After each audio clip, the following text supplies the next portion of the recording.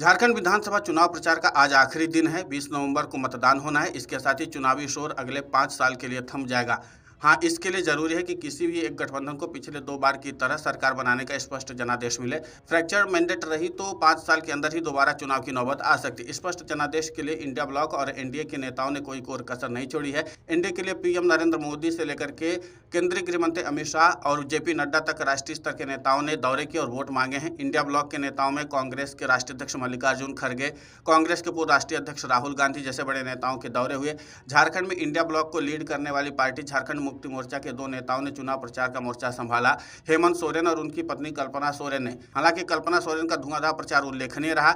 हेमंत सोरेन तो 2009 से ही ये काम करते रहे हैं, लेकिन कल्पना सोरेन के लिए इस साल ये दूसरा मौका है जब राजनीति में उनका आगमन हुई इसी साल हुआ है। लेकिन वो इंडिया ब्लॉक की स्टार प्रचारक बन चुकी हैं। खासकर झारखंड में दोनों गठबंधनों ने जितने नेताओं ने चुनावी दौरे किए हैं उनमें कल्पना सोरेन टॉप पर रही हैं। झारखंड के कोने कोने तक वे पहुंची हैं। प्रत्याशियों की ओर उनकी डिमांड भी ज्यादा रही है।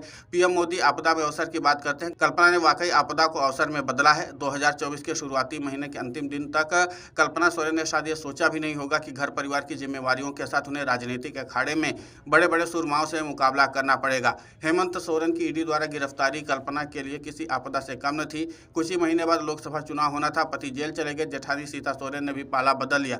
ससुर शिबू सोरेन अस्वस्थता और अधिक उम्र के कारण पार्टी की मदद करने में लाचार थे।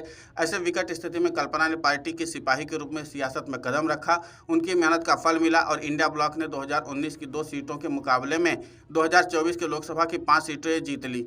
2014 से ही एक सीट पर सिमटे जेएमएम के सांसदों की संख्या 3 हो गई।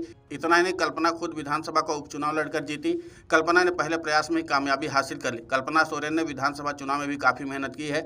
मेहनत के मामले में वो सिर्फ एनडीए नेताओं पर भारी पड़ी हैं, बल्कि अपने पति हेमंत सोरेन से भी आगे निकल गई हैं। हेमंत सोरेन ने चुनाव प्रचार के लिए रविवार यानी 17 नवंबर तक 92 सभाएं की तो कल्पना सोरेन ने 98 सभाओं को संबोधित करने का रिकॉर्ड बनाया है। एनडीए के किसी नेता की इतनी चुनावी सभाएं झारखंड में नहीं हुई हैं। भाजपा के सह चुनाव प्रभारी और असम के सीएम हिमंता बिस्वा शर्मा ने झारखंड में डेरा जमाने के बावजूद 52 सभाएं की तो चुनाव प्रभारी शिवराज सिंह चौहान ने 48 सभाओं को संबोधित किया है।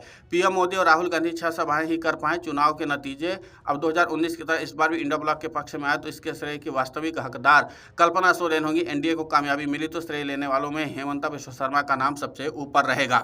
लेकिन एक बात तो तय थी कि इस बार कल्पना सोरेन ने काफी आक्रामक होकर के चुनाव प्रचार किया है और उसी का नतीजा है कि वो 98 चुनावी रैलियों को संबोधित किया है और बेहद सधे हुए अंदाज में उन्होंने जिस तरीके से बड़े बड़े नेताओं को पटखनी देने की कोशिश की है, अब उसमें देखना यह होगा कि कल्पना सोरेन के इस धुआंधार चुनाव प्रचार के बाद वाकई जनता ने उनको विश्वास में लिया भी है या नहीं लिया है। हालांकि आज भी उन्होंने व्यापक तौर पर चुनाव प्रचार में हिस्सा लिया और इसके बाद झारखंड मुक्ति मोर्चा के लिए वोट मांगा है। लेकिन एक बात तो तय है कि जैसे उनकी नई नई शुरुआत हुई उसके बाद उन्होंने बेहद सधे हुए अंदाज में एक मजे हुए पॉलिटिशियन की तरह ही चुनावी रैलियों को संबोधित किया और ताबड़तोड़ 98 रैलियां कर डाली। यानी शतक से 2 कदम दूर रह गए और अगर 2 रैली और उनकी हो जाती तो शतक पूरा कर देती।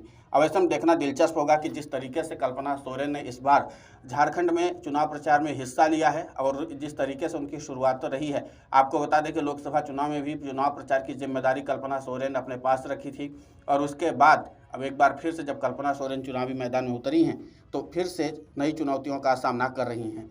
वीडियो डेस्क कमरुजाला.com। अगर आप ये वीडियो YouTube पर देख रहे हैं तो हमारे चैनल को सब्सक्राइब कर बेल आइकन दबाएं और Facebook पर देख रहे हैं तो हमारे पेज को लाइक करें।